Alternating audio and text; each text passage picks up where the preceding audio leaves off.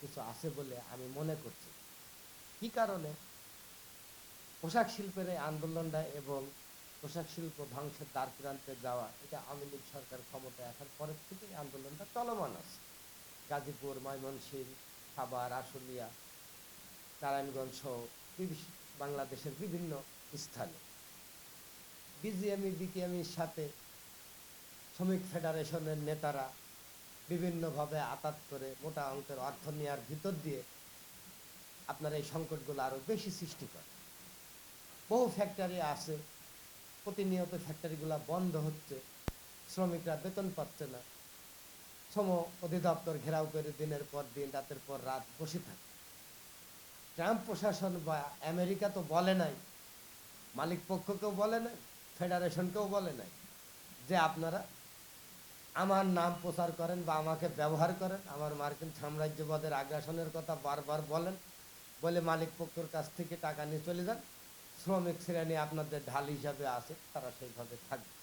আসলে এই কথাটার সাথে আমি দীর্ঘ সময়টা এই আন্দোলন সংগ্রামটাই থেকেছি, এখনো আসি, দেখছি।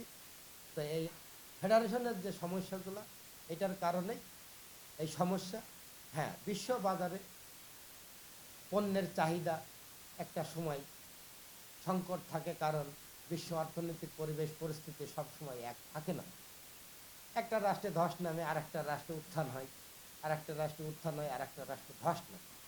কিন্তু ব্যবসায়ী সমাজরা, যারা বিভিন্ন মিল ফ্যাক্টরি দেখে, কলকারখানার মালিকরা, ফ্যাক্টরির মালিকরা, শিল্পপতিরা হাজার কোটি টাকা লোন নিয়ে তারা কিন্তু দেশের বাইরে সেই টাকাগুলো পাঠিয়ে দিচ্ছে। আগে মূল সংকটের জায়গাটায় আসেন, মালিক কিন্তু টাকা পরিশোধ করার জন্য বা ফ্যাক্টরি চালানোর জন্য ঋণ নেয়নি, সে তার অর্থনৈতিক ভিত মজবুত করার জন্য দেশের বাইরে সে কিন্তু আরো দুই একটা ফ্যাক্টরি করে সে সেইখানে তার বিলাসী জীবনযাপন করছে। বাংলাদেশের শিল্প ব্যাংকে, অর্থ মন্ত্রণালয় দেখতে যে তারা তো লসের খাতায় আছে, তারা এখানে ফ্যাক্টরিগুলা চালাইতে পারছে না, এই টাকায় তাদের হচ্ছে। আসলে এইগুলার সাথে আমেরিকা বা অন্যান্য কোনো কিছু যুক্ত নাই।